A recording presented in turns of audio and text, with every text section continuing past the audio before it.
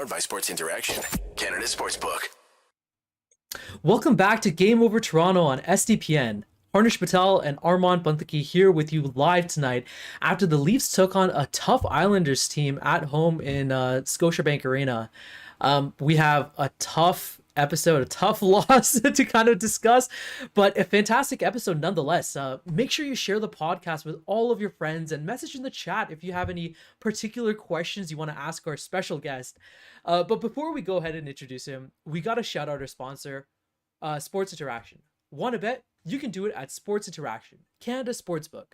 Football continues, basketball is back, and the hockey season is well underway. Bet pregame, live and play are on one of our many prop bets, made for Canadians by Canadians. Sports Interaction makes it easy to deposit, play, and cash out. Join now and see all sports betting has to offer. Head to sportsinteraction.com/SDPN. That's sportsinteraction.com/SDPN. Ontario only, 19 and older, and please play responsibly. Armaan, I am very excited today to announce our special guest for tonight. He's a draft and prospect reporter for The Athletic and author of On the Clock, Behind the Scenes with the Toronto Maple Leafs at the NHL Draft, forward written by our very own Steve Dangle. Ladies and gentlemen, I'm so happy to introduce our inaugural guest for Game Over Toronto, Scott Wheeler. Scott, welcome to the show. We're so happy to have you. Thank you for having me. I wish it was on under better circumstances here. That was for sure. That was a weird one. It was good for like the final 4 minutes of it were really, really weird. So yeah, that was a rough one. Yeah, for all our viewers, make sure you stay tuned in throughout the show.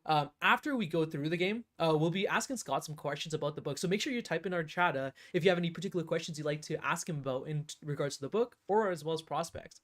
But yeah, we have to touch on this game. Yeah. The Leafs took on the Islanders, right, at home, and so far we were 4-0 in our last 4 games. We were on a winning streak against the Islanders. It looked like we had their number, right? And up until the last 3 minutes of that game, I thought it was all set. We were all ready, and it's a done deal. We were gonna win. It's gonna be our fifth win against them. But lo and behold, the hockey gods had different plans. Exactly, they had different plans for us. And Källgren had a horrendous misplay in front of the net, or chasing the puck behind the net. I don't know what he was thinking in that situation, but that poor pass led to an easy goal for Bailey to take an opportunity in the chaos and tie it. Right? Yeah. What were your thoughts on that? I mean, that was a horrible way to lose an otherwise fantastic game. I mean, we were out shooting them, we were out chancing them. I thought we had a great game up until that moment, right? Yeah, that was the worst, or maybe second worst. There were a couple of ugly ones early in the year in terms of the way that they just let it slip through their fingers, right? The two Martin Marner passes in overtime were brutal. Yeah. The two Nylander ugly passes in overtime there too. Their decision making at 3-on-3 all year has been frankly awful. So it shows in the record in 1 and 5, but it really just shows in the management of the puck, the way they're distributing it.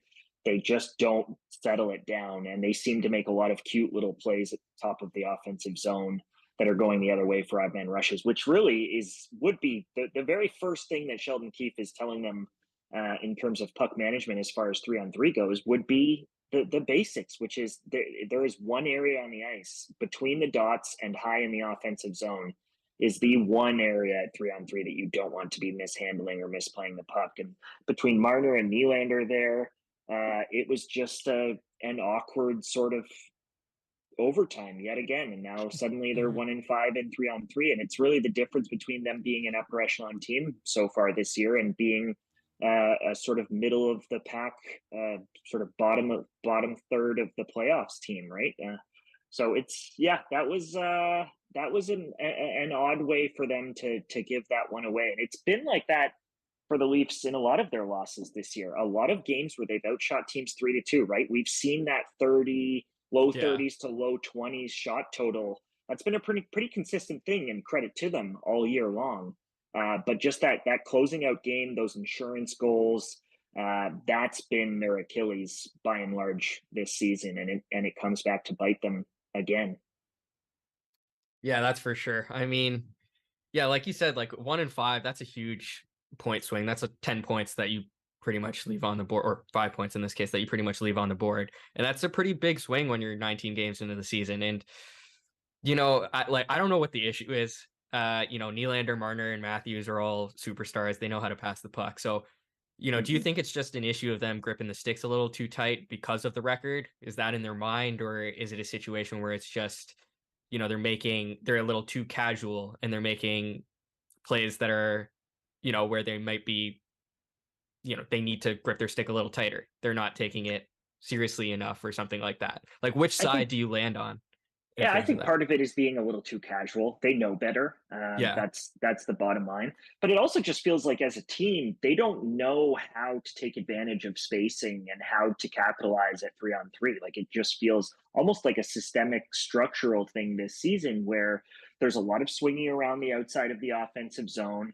There isn't a lot of cutting in and out of space. And then as a result, you get that play like Marner made late in overtime there, where 3 Leafs players are stacked at the top of the offensive zone. He's tightly covered, and his only option is that little swing drop pass that often gets intercepted and goes the other way. So, some of it just feels like they don't know where to be or where to go or how to generate scoring chances at 3-on-3. And that's got to be a bigger part of, I don't know whether it's their practices. I'm not at Leafs practices this year or in recent years like I used to be, so I can't speak to whether they've even tried working on execution at 3-on-3 as a major part of a practice in recent weeks. But if they haven't, it does feel like something at this point that should be a talking point for them and should be something that Keefe is going over tape with them on and sort of just drilling home some of those basics, because it does feel like the fundamentals of 3-on-3 are missing there. Yeah, it's for sure. interesting because I mean it seems like this team is built for 3-on-3. Like, we have some very skillful players, right? And it just seems like they're just not clicking, and it's like they're in their own minds at times, right? It started off with that weird the weird pass that Matthews just let go, and it just snowballed, right? All the players just started getting that was a bad pass from Nylander too, though. As much as you'd like Matthews to skate onto that and catch that in stride, that pass led Matthews. You do not need to be leading guys 8-10 feet in front of them at 3-on-3. They've got space to slow down and settle it down. And if you just put that, I'd rather see him put that sort of in his feet or at the base of his blade rather than send him a sort of long leading pass, right? Because Matthews can catch that. He can circle back into the neutral zone. And when Nylander gives him that leading pass, it just leaves it open to error. Certainly, though, Matthews needs to get moving there and skate onto that pass too. Yeah, I actually wanted to bring up a quote that just came out. Mike Stevens just tweeted it, and it says, Matthews on the Leafs OT struggles lately, and it's in quotes. I don't think it's an area of concern. Obviously, we believe in this group. And I don't know. To me, that's a quote that is a bit telling as to why we've been having 3-on-3 issues if they don't think it's an area of concern, because to me it is. Like, this is the difference between being, second seed and having home ice advantage and being third seed. And, with every Leafs playoff series going to game 7, that matters, like it's a pretty, I don't know. It's a tough quote to come out after this game with the way they played. It's just, I just want to see better from them. It's disappointing. It also hasn't been bad bounces, right? In OT, Yeah. It hasn't been shoddy refereeing. It hasn't been any of that. They've seen some of that in sort of poor luck, and they deserve better results. You look at their expected goals results, all of that. They're near the bottom of the league, and goals below. So all of that has been a sort of plagued them, and there's definitely some luck that goes into the Leafs' record so far this season. But in 3-on-3 OT, they just look ill prepared. So that's a completely different thing than a bad bounce here and there, or a bad call here and there, or hitting a post on a chance. Like, they aren't even creating. So it definitely feels like a bigger deal than the way that Austin appears to have sort of positioned it in that quote. But I mean, at the same time, post game press conferences, you can't take too much tend into it. Tend to be terrible, and you kind of have to expect that he's going to approach it that way. Yeah. And, like you said, we did have a couple bad bounces in this game too. Like, the first goal was going pretty much a foot out, and it just hits David Kampf and deflects in, and that is what it is. But, and they had a good start, right? That's been the Leafs' exactly. problem for years. They had a really strong start. They controlled the first half of that first period, and that's a big deal for them. Yeah, and I think they actually did pretty well after that first goal too to control play throughout, the next almost 40 minutes, And then that last, last little bit, with the Shalgren mistake. And then OT was just a complete shit show. Like they just didn't show up at all. It felt like a completely different game when Mhm. watching OT compared to the way they played at 5-on-5 and even on special teams today. Like I don't know. It's a tough one to analyze because, 3-on-3 only happens so often as well. You don't really get a good sample size on things. And, it's it's a bit tough to understand what's plaguing this team in terms of 3-on-3. But the execution just isn't there on any of the passes or any of the transition play. It's just nothing's going for them there, and so it's definitely an area of concern for me. So I definitely want to see better from them the next time we're in that situation. Yeah, definitely. And only time will tell. I mean, they're gonna need some more practice on their 3-on-3, but let's not kid Yeah. ourselves. I mean, like their 5-on-5, it has been looking a little bit better as of the last couple of games, right? But Matthews, I mean, this is only his third 5-on-5 goal, right? The Leafs have difficulties in generating some offense in 5-on-5 play. The last couple of games have shown otherwise. Um, do you think, Scott, that this is a regression, I guess, to the mean where the goals are finally, or the pucks are finally hitting the back of the net, or do you think Keefe was able to employ something kind of new that's resulted in this uptick in offensive generation, I guess? Yeah, I think part of it is definitely a regression. As I mentioned, with some of those expected goals results, the Leafs are owed better than what they've sort of seen or played like this year in terms of the actual sort of on ice results. But in saying that, I think there have been a couple of key things that have happened in this recent stretch. One is that Sheldon has clearly felt more comfortable rolling four lines than he did early in the year. He was not happy with the way that Nicholas Aube-Kubel was playing early on in the season. He did a lot of tinkering with Nick Robertson, trying to find Nick a place in the roster. Now it feels, and that's part of that start that I talked about in terms of their play early on tonight. It just feels like he's comfortable going 1, 2, 3, 4 through the lines and seeing what they can create in terms of just constant pressure, fresh legs, all of that. And that was the tale of those first few minutes. The Leafs were for 7 or 8 consecutive shifts there, spending more time in the offensive zone than even in the neutral zone. They were really controlling play early on in the game. And it wasn't just the Matthews line, it wasn't just the Tavares line, it was the Yarn Crook line, etc. Dennis Malgin, who's found a nice niche for Yeah, himself. for I sure. thought Pierre Engvall had a decent game tonight. So there are some bright spots developing in the bottom six, and that goes a long way. The Leafs were hoping to be better defensively in their bottom six this year, and then the offense on top of that, I think they expected it would just be a bonus if it came. And really, it hasn't been there at least consistently throughout this first quarter of the season here. So it's been nice. I think from their perspective, it's probably been a little bit of a relief in this recent stretch to see those guys contributing, even if it's not finding the score sheet.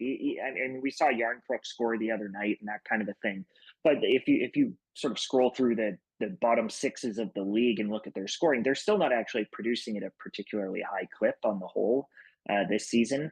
But if they can just be good enough offensively and continue to suppress shots defensively so that the Leafs continue to have these 30 to 20 shots on goal nights, that is a recipe for success, especially when Austin starts to really heat up, and we know that that's going to come. You mentioned the 3 5-on-5 Yeah. goals this year. Two of those, if you recall, are on with Hips. tonight's and his first goal of the season. They're on tips, right? Yeah. So he hasn't really been shooting it into the net like you'd expect of a guy who scored 60 goals last season. So Mhm. that's going to come. There's going to be a stretch where he has a hat trick one night and a 2 goal night the next night, and the Leafs really start to feel like they're the Leafs of last season that set that franchise record in points, right? So there's an inevitability to Austin and some of those guys really heating up.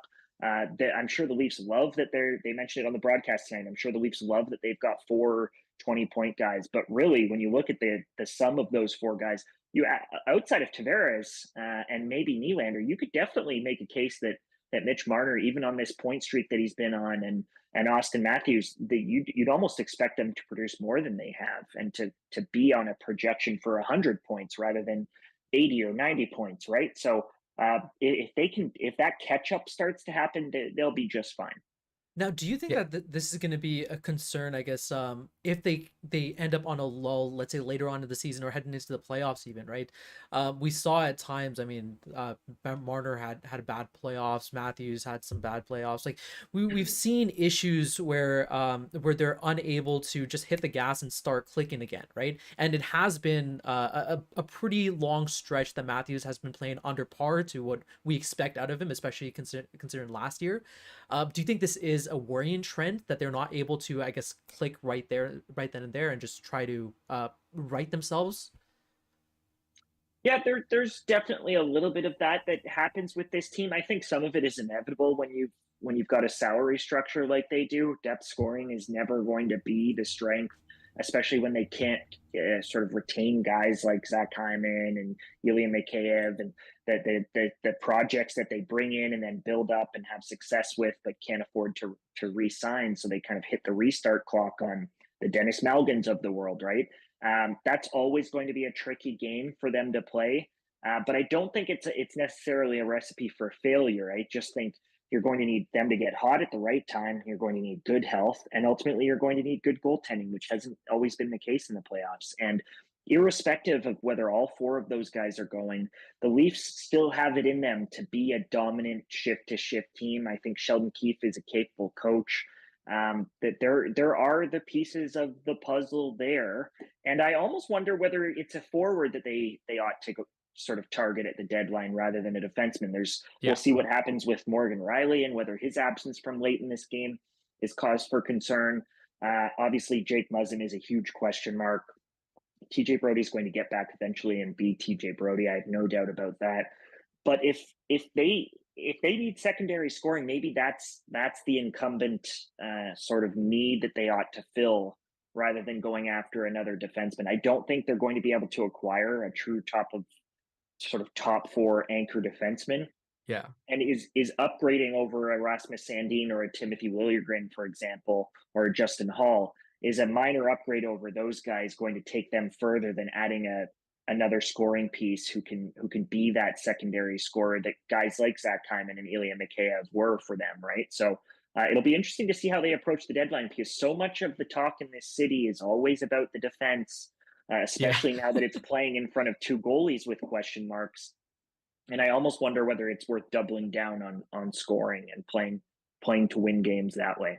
Yeah, I wanted to touch on that, like depth scoring in general, because you talked about the bottom six, and I'm personally comfortable as well with the bottom six, but it's more that top six left wing, the slot that Kerfoot's taking, that is sort of the biggest concern for me, and I know it is for quite a few Leaf fans as well. You know, he's got 1 goal in 19 games. It was on a power play, is 0 at even strength, 6 points in 19 games so overall, and that was playing majority of the minutes on Tavares and Nylander's wing. So you know, that's a pretty prime position to be in. And, you know, we have Nick Robertson kind of knocking at the door here, and he's been scratched 4 games in a row, and we know he can score goals. Obviously, there's some, you know, greenness to his game in terms of the way he plays, and Keefe clearly is a little uncomfortable with him. But you know, we talked about how potentially that left wing slot is a higher priority than right D, which is something that I personally agree with as well. I want to fill that hole over that. Do you think that Robertson can do that in this year, or does he require a little more time to develop? And if he does require more time to develop, is that capable of doing just in practices, or would it be more beneficial for him to get sent down to the AHL maybe and play there? Like, what's your take on that whole situation? Well, I think he needs to play one way or the other.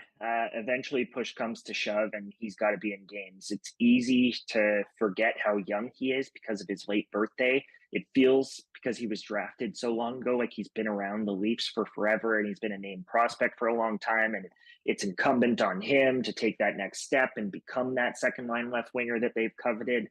But ultimately, he's still a 21-year-old kid. He's still, as you mentioned, green. And I think Sheldon's reservations with him defensively do have some merit. Yeah, for He's sure. very busy out there. Nick has always been a very busy, very active, very hardworking, energetic, sort of buzz around the ice type of player. But he's not a particularly strong and hasn't ever really been a particularly strong player in his own zone. And Sheldon clearly wants that top to bottom in all four lines. He doesn't want to feel like he's got a group out there that's a liability. I don't think Nick is a liability, and I think the scoring that he is capable of providing and that punch that he's capable of providing with his shot and his hands in tight and some of the little slit plays he's made under sticks off the wall this year. All of that brings value in ways that a lot of their depth players don't provide. I think Dennis Malgin's got a little bit of that in Yeah. him, but even Dennis, I don't think Sheldon feels particularly comfortable playing Dennis in more than sort of 12, 13 minutes a night kind of thing. So it's a tricky thing because the guys who you'd in theory pencil in to provide something that some of the rest of that bottom six lacks tend to be the players that Sheldon just can't wrap his head around playing the And way that they maybe need to. So I think as a result, Sheldon's going to be having sort of serious conversations with Kyle in advance of the deadline about the types of players that he needs, and maybe not yet believing that Nick is that guy for him, at least not this year. yeah, that's for sure. Like I think it's pretty clear that Keefe isn't all in on Robertson in that top six left wing spot, and Kerfoot at the end of the day, he is sort of a Swiss Army knife, and they've talked about it constantly about how he can slot anywhere in the lineup, and that top six left wing, I don't think at the end of the day Keefe is happy with him there per se, but I do think that he thinks it's the best option. But when it comes to next game and the game after, like how do you think they should go about dealing with Nick Robertson? Do you think they should just send him down if he's going to get scratched the next two, or do you think he has a potential to come in if Kerfoot, has another maybe few games where he doesn't produce anything? I think whether or not they send him down is should rest on how long they're planning on keeping him there, right? I don't think it does him the benefit that many people might believe it would for him Yeah. to go down and play 2 or 3 games in the AHL and then be right back up. I think that can create a lot of sort of discontinuity within a player's game and just their feel on the ice, their feel for the different levels. The AHL game is much different, despite its proximity, is much different than the NHL. So, and they've got a weird thing going with the Marlies right now, where a lot of their guys down there are clicking. Alex Yeah. Steves is playing really well. Adam Gaudette's playing really well, right? So there's a disruption, even if Nick's an impactful player there and the kind of player who can be a point per game player in the AHL. There's also a little bit of disruption there that you have to be cognizant of in terms of how their team's feeling about their line combinations right now, all of that. So he would want and need to be on the top power play there, which bumps a player who's probably feeling good about himself in that role right now. So, and that's I didn't even mention Logan Shaw and some of the other guys Yeah. there, right? So, it's a tricky situation. But if they are going to send him down, there needs to be some continuity for it. They need to send him there for a good stretch. Have him go there and play 12 games in a month, right? And or play into Christmas and then reset in the new year and see where you're at. Maybe he comes back up if there's injuries or whatnot. Whatever they do for Nick, I think the most important piece is that there's some consistency and some expectations that are set for him that he can strive towards, because it just doesn't feel like there is that right now. It feels like he's kind of in limbo. Yeah, and Keefe and Dubas have talked about how they don't want to continue yo-yoing him from the AHL to the NHL. So that probably does play a factor in terms of keeping him in practice and getting him, some Mhm. NHL, time at least in practice to build his game for sure.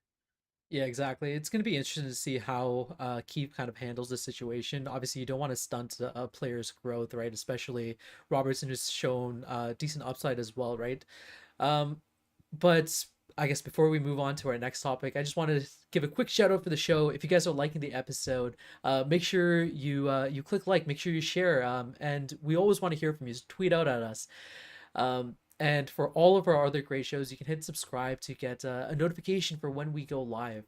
Um, Scott, I wanted to touch on your book one more time because Well, first of all, congratulations on the book. I think that first and foremost, I can't begin to fathom the massive, I guess, undertaking that is writing a book of this scale on the Leafs draft. I mean, there's so much history to kind of try to pick at, and it's just a huge rabbit hole of going down through the Leafs drafting, right? With this being Yeah.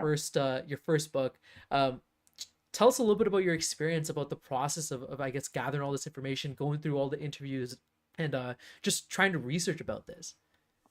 Yeah, it was a mammoth. I knew it was going to be that going in. I think you'd be uh, sort of numb to it if you weren't aware of what you were expecting.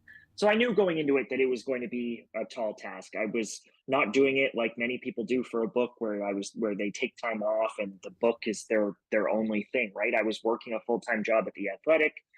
We did in the middle of my authoring of the book, the year that it took me to write the manuscript, literally right in the smack dab middle of that, my wife and I had our first kid.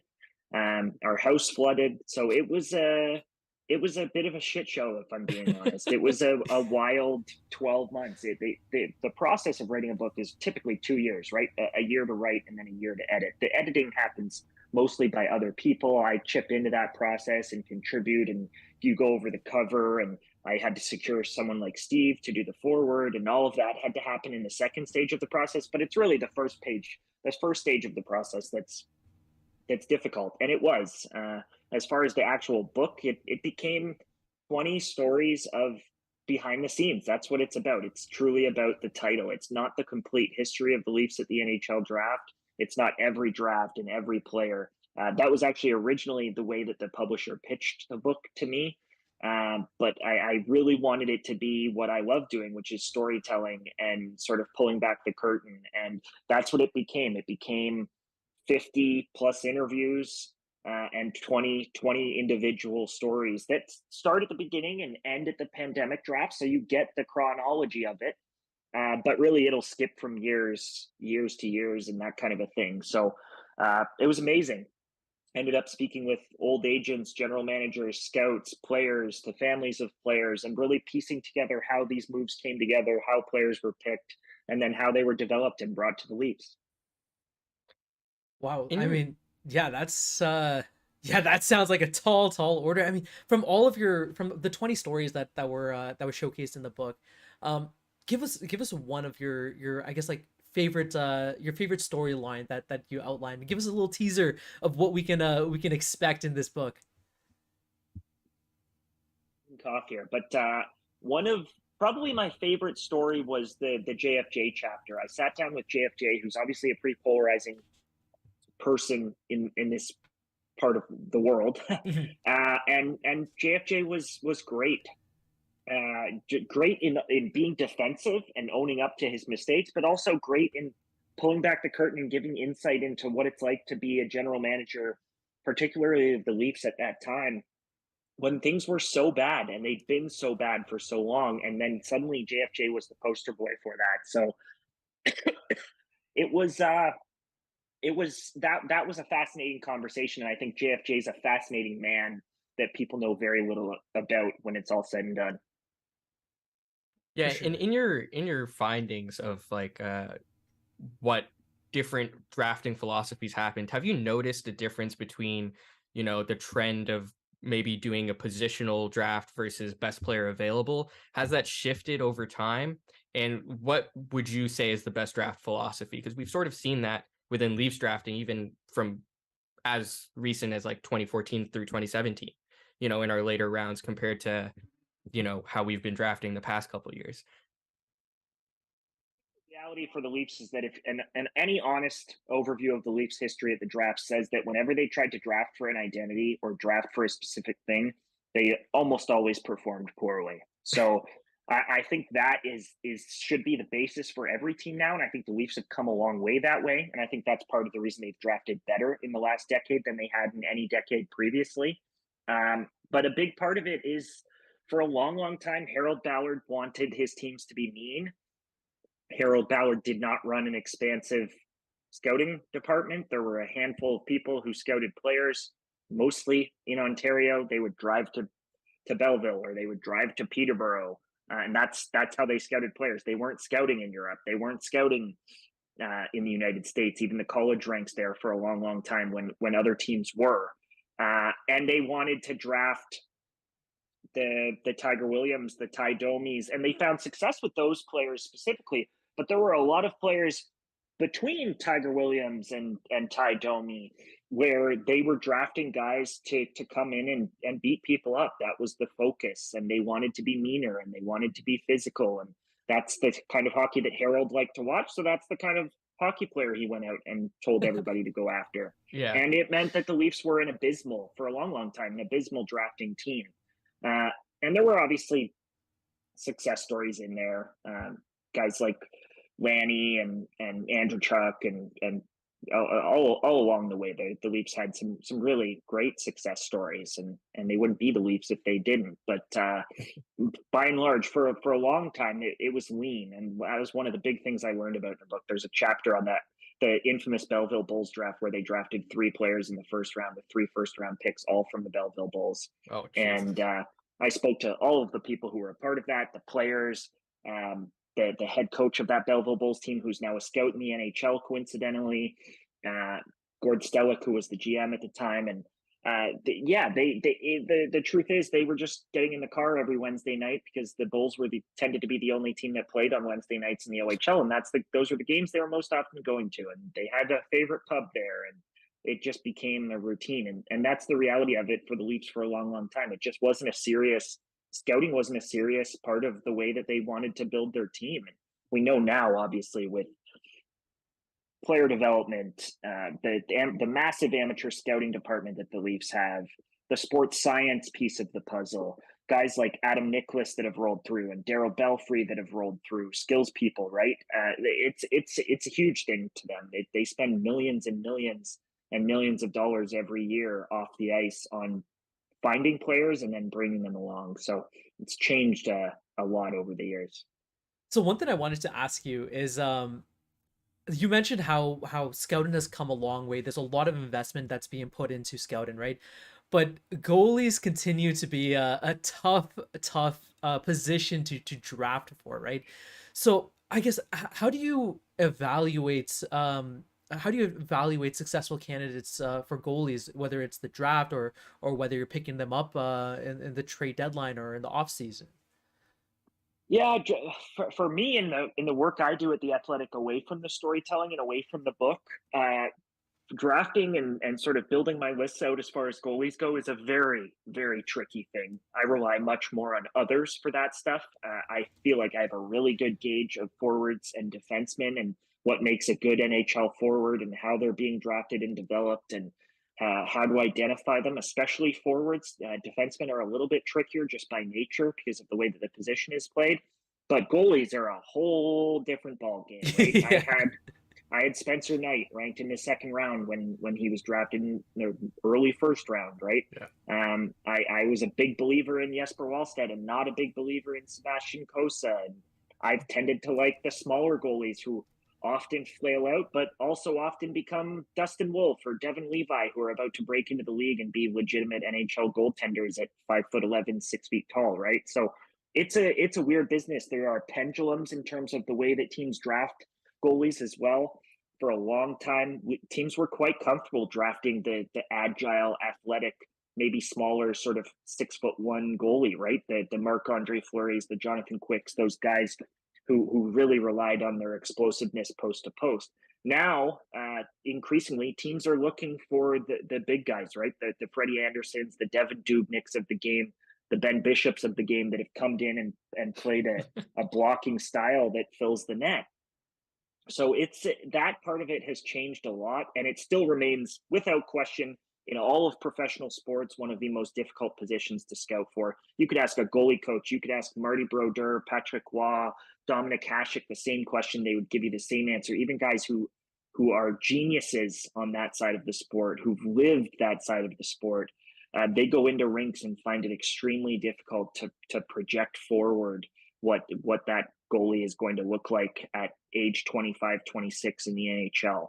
And then even the good ones that get there still have bad years, right? Look at Winnipeg was playing tonight. Look at what Connor Hellebuck has done this year versus last year, right? It's still such a difficult thing to do every single year. We are a long, long way from the golden generation of goaltenders in the early to late 2000s of Roberto Luongo and Henrik Lundqvist and Jonathan Quick and Tim Thomas and Carey Price. There were 9, 10 bona fide Vezina quality goalies in the NHL back then. And now who is there, right? There's Andrei Vasilevsky.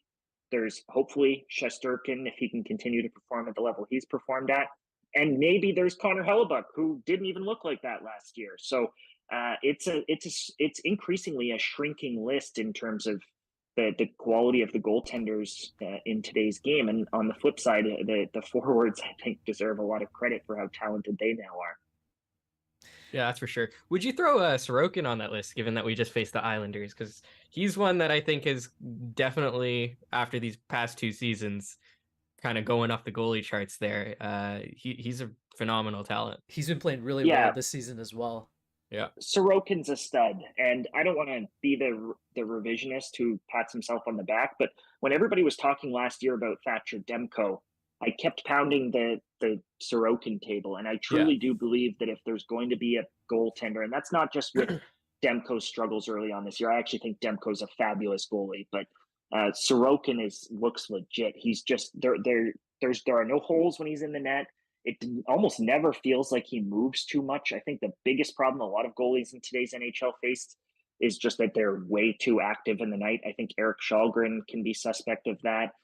We've seen a lot of goalies come through. Curtis McElhaney practically dove around the net, right? So there have been a lot of those in Toronto, but the true goalies who are really, really good in today's NHL are extremely compact, hold their lines and positioning really well, and swallow those first saves so that they don't have to make the athletic sort of second saves, right? And I just think Sorokin does that so well. He always seems to be square to shooters. He always seems to know where the puck is going. And that's a very, very difficult thing to accomplish, right? Yeah, and it speaks to the difficulty in projecting this as well, because, Sorokin was a 3rd rounder, Shesterkin was a 4th rounder, and then Samsonov was a 1st rounder. All within a span of a year, 2014 and 2015. So, you look at their careers now and you can kind of see the difference. But goalies are difficult. They're hard to predict. And, the Leaf strategy of kind of just throwing a bunch of darts at the wall, at least recently in terms of guys like Petruzzelli and Shalgren, and then, the guys we drafted in, Akhtiamov, Peksa, Hildeby. Yeah. I think is actually a pretty good strategy, using those mid-round picks to sort of just throw a bunch of darts at the wall. I was wondering, like, would you mean more, would you think it's better to hold off till round 5 and 6 and just try to, throw at least a random dart? Or do you feel that that teams still tend to go for goalies early where, when you get to those later rounds, the crop of goalies is just, barren? Because, you see guys like Devin Levi, and he's still in the 7th round, he was drafted in the 7th round. So was Dustin Wolf. Yeah, exactly. So do you feel, using those mid-round picks is still a good strategy, or would you even wait further than that?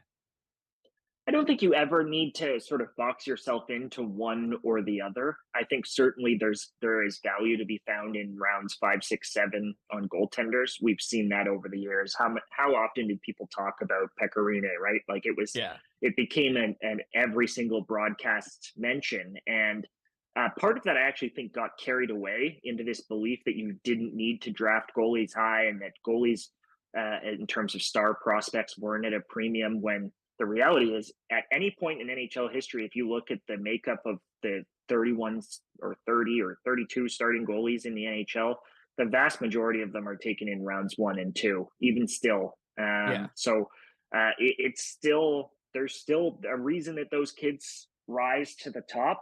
Now, there are a lot of mistakes that happen in particular in round 2. It almost feels like when the second round starts, teams just feel like they have a license to take goalies, and that's how you end up with a lot of mistakes on guys like Zach Fucali, who have a nice moment at a tournament but don't have the track record But I Yeah. think the guys that have the 2, 3, 4 year track record, which is still very rare, they tend to pan out. I think Jesper Wallstedt, despite getting off to a bit of a slow start in Iowa this year, he is going to be really, really good. And Yeah. the reason he's going to be really, really good is because he's always been really, really good. And Yeah. there's something to be said for just repetition at all levels, at all positions. So when you can find that, and there's a goalie that has done that and accomplished that, certainly they warrant being selected higher than some of the kids further down. But there are still kids who do that, especially the smaller goalies, I think, who do that and don't get drafted as high as they should. And that's where the true value is. The true value for me remains in the Devin Levis and the Dustin Wolfs, even if there are 20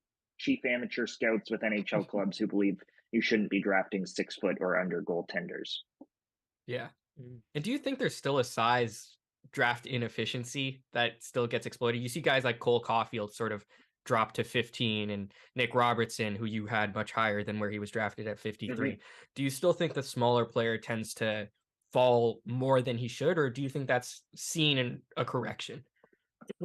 I think it came back, and now I think the pendulum is beginning to swing the other way, especially with defensemen. Teams have seen what Tampa and St. Louis did, winning Stanley Cups with big blue lines, and they're all trying to emulate that.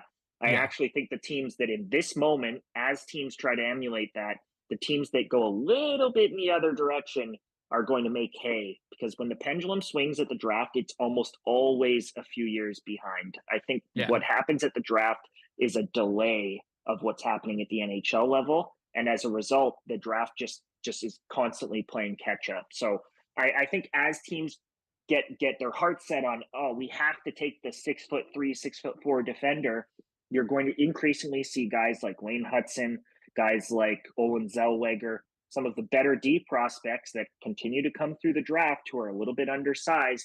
That's where the value is going to be. It's going to be in the Sam Girards. And I know Sam wasn't a big part of that cup run last year due to injury, but Sam is a fabulous player. And Wayne Hudson's going to be a fabulous player. And Olen Zellweger is going to be a fabulous player. So I still think there is value to be found there. That doesn't mean you don't go after the Caden Goolies of the draft, who are legitimate in their own right in other ways. I was too low on Moritz Seider, for example. But I do think that that sort of size bias that you talked about, it is beginning to creep back in after a long time of teams getting a little bit more comfortable with drafting the smaller players.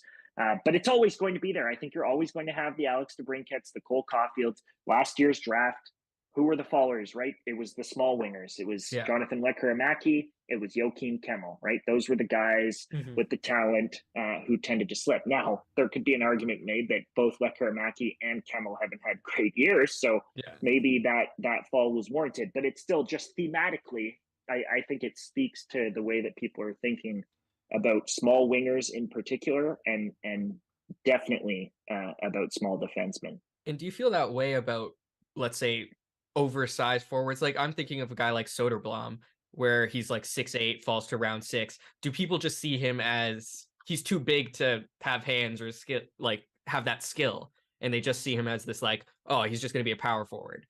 I think more often it honestly goes the other direction. I think more often people look for reasons to give those guys opportunities. Everybody wants to give.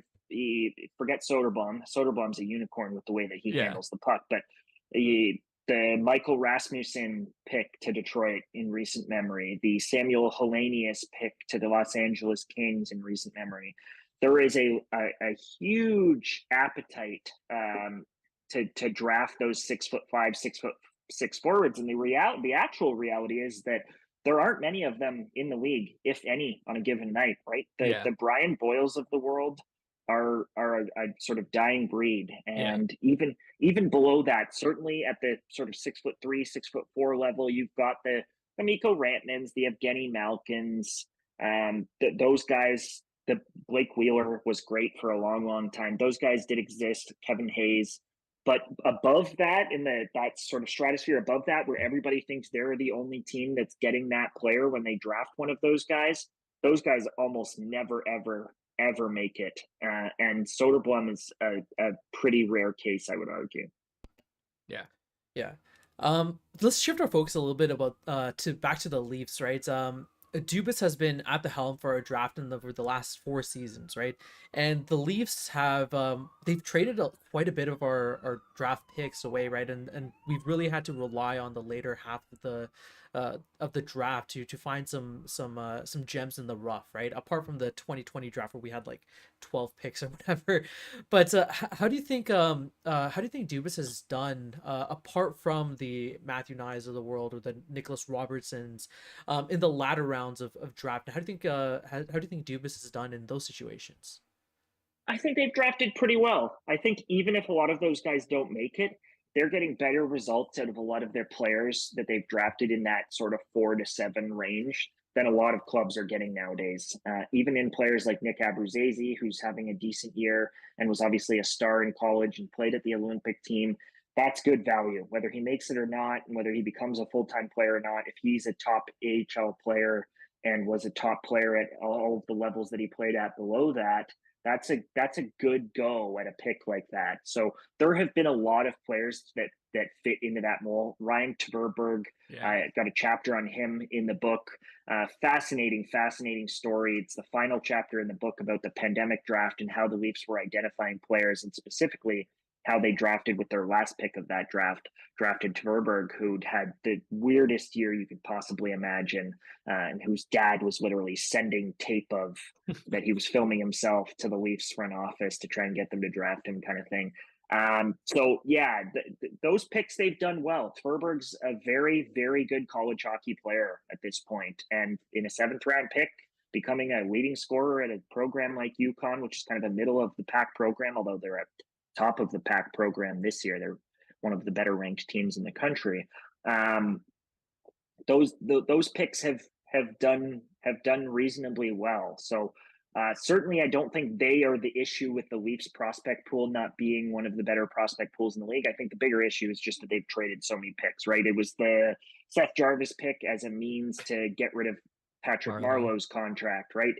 Those are the things. Obviously, there's nothing they could do about what's happening with Rodion Amirov. So there have been, between trades and health and all of that, it has pulled a lot of that sort of top cream of the crop talent away from them.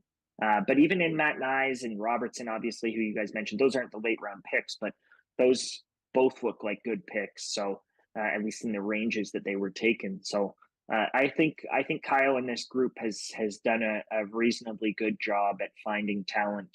William Villeneuve's having a decent first pro season with the Marlies. There are pieces of the puzzle there, even if they become sort of marginal pieces for the NHL team, pieces of the puzzle there that they've done a good job of identifying. Yeah, Tverberg was, the 5th last pick of that draft, and he's providing some pretty tremendous value already in terms of his college system. I did want to touch on one prospect in Ty Voigt, because you discussed the pandemic year, and he I don't think he played a game in his draft year. So do you have any insight as to like how teams go about? Is it just from previous years, or are there combines in that situation where Ty Voigt, even during the pandemic, can at least showcase his skills? Like, how does that work? Yeah, with Ty, it was a bit of a unique situation that he did get a chance at the very end of it when restrictions eased to skate a little bit and to showcase himself for NHL teams. The Leafs did skate him. So all of that was kind of happening. But really in that year, that didn't happen until like just before the draft, where restrictions were in place for so long, and then suddenly they were eased just a little bit to give those guys an opportunity to skate for a few months. And it was the same for the kids behind them who are actually draft eligible in this year's NHL draft. The kids behind them were doing the same in the OHL and in the QMJHL. The WHL draft happens at an earlier age, but the Callum Richies of the world were doing the same, where they were in these underground skating sessions. They were sending tape out to teams.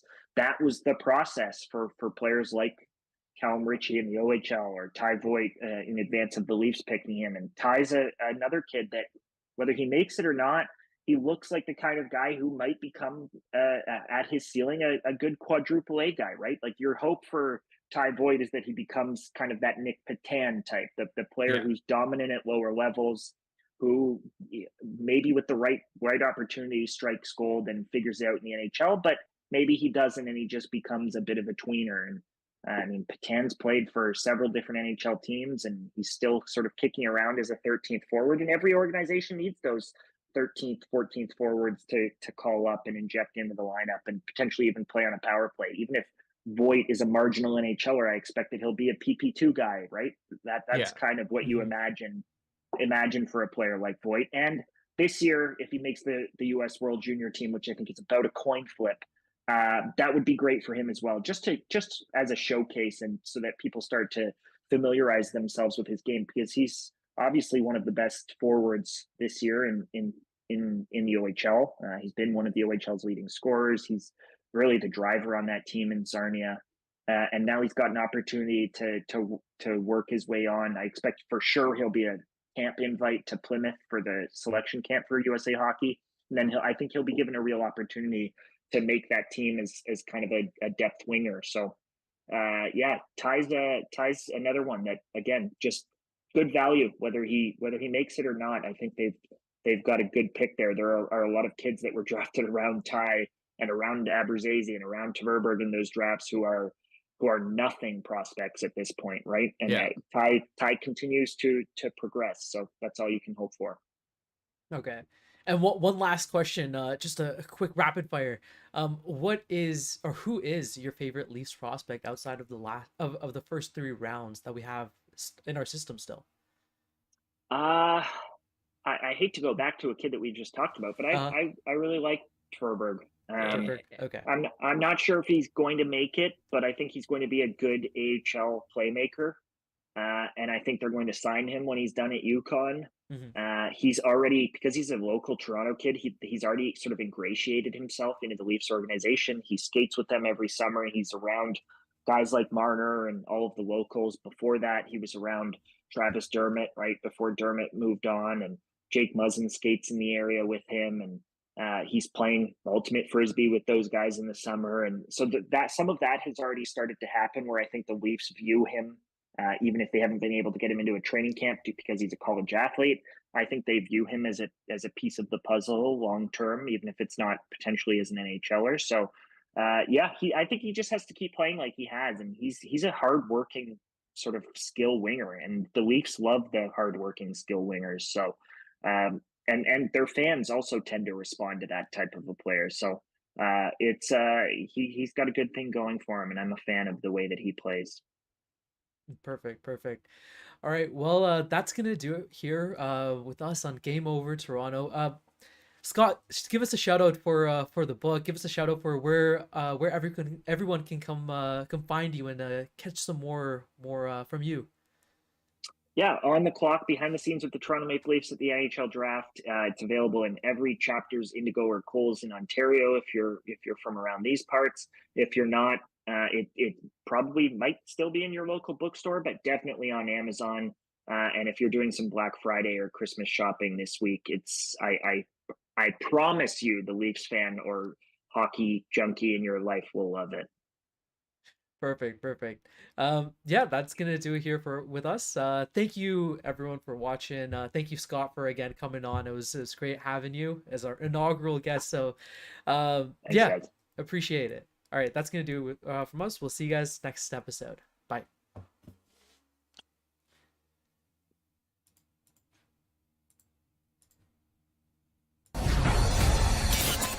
Game over! Powered by Sports Interaction. Perfect. Canada Sportsbook. Sorry.